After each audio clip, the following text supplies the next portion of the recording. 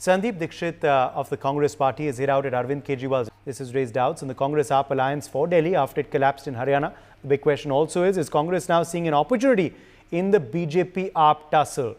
Who will benefit from the BJP-AAP tussle? Can the Congress and AAP ally for the 2025 Delhi elections, or is that ruled out now? Can the Congress make 2025 election a three-way contest? Who can revive the Congress from their 2020 humbling? These are all big questions we'll be looking at with our special panel. Joining us at this point, Savoy Rodriguez, BJP leader, Shubh Malhotra, spokesperson of the AAP, Nikhil Jain, political analyst, Radhalaxmi Joshi, political analyst, also live with us. Well, Sandeep Dixit ji and the Congress can say whatever helps them sleep in the night. But we know for the fact that what exactly is their stature in Delhi and what the people of Delhi think about Congress. So I think he is probably overshooting his position a little bit in Delhi. But how can a person with a personality like Arvind Kejriwal tolerate such a question on his honesty when his entire history of his work, his profession has been with respect to an honest and earnest service to the people? But the case is in court at this point of time. There is no vindication of whatever the allegations have leveled on him. It's just a bail. The case is still to go to court. The trial has to complete and the entire formality has to go ahead. Radhalaxmi Joshi, how do you view this, a decision by Arvind Kejriwal to step down, his, of course, bail as well in this particular matter, and the ramifications it's going to have on the AAP, the BJP and also the Congress in the upcoming Delhi elections? Radhalaxmi, what's your analysis? It was very amusing to listen to a lot of things that were being said right now.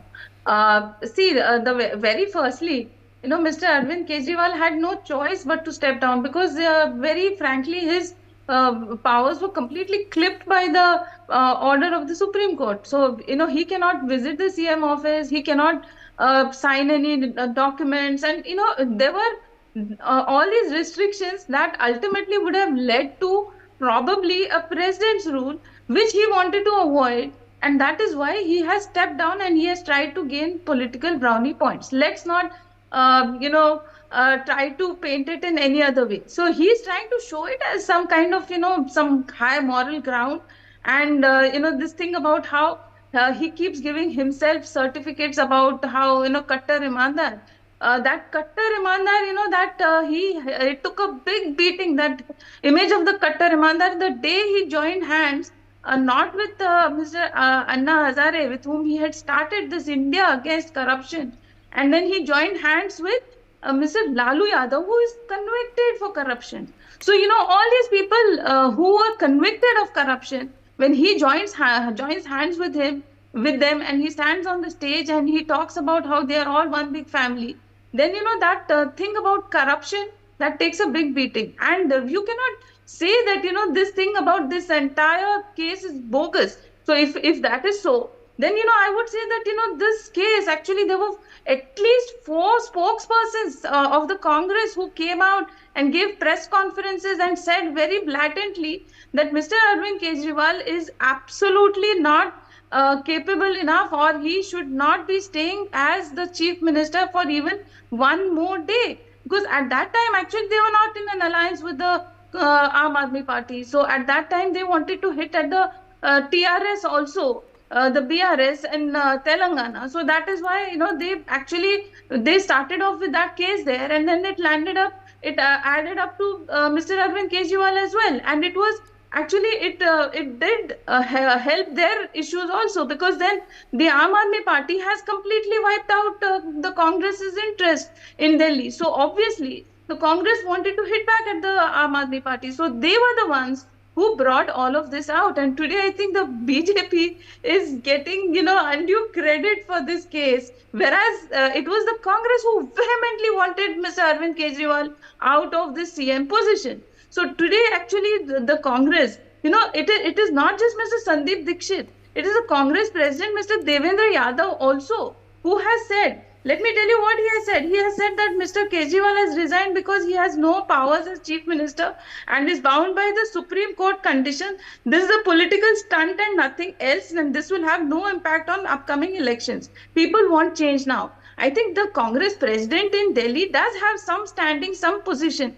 He speaks for the Congress. The Congress spokespersons, they speak for the Congress. You cannot shy away and say that it was not the Congress's stand and that Mr. Sandeep Dixit, we don't know what his position is. You cannot say that.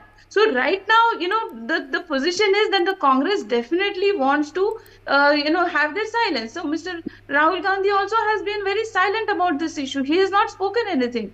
He has not said about how Mr. Modi is a tyrant and that he is victimizing Mr. Arvind Kejriwal. He did not say that. So, today, right now, the Congress is keeping a silence, the higher command, as you may call it, and the Congress heads in the Delhi are saying very vehemently that this is a political stand. That is how things stand. But in politics, you can never say never. So you don't know, what the prospects will be in the days to come. So then you don't know how things will look and how the two political parties could come together. How the Congress and the Aam Aadmi Party at that time, whenever the elections are announced, at that time, how they will see the issue and how they will try to join hands, you can never say. So, but today, they are definitely at loggerheads, as much as they may try to deny it here. So, this is definitely not as rosy as it looks, and definitely, Mr. Arvind Kejriwal cannot call himself as this, Kattar Imandar and give himself this thing about, certificates of Imandari. And this Agni Pariksha that he's talking, I'm amused as how, he's related to Hinduism.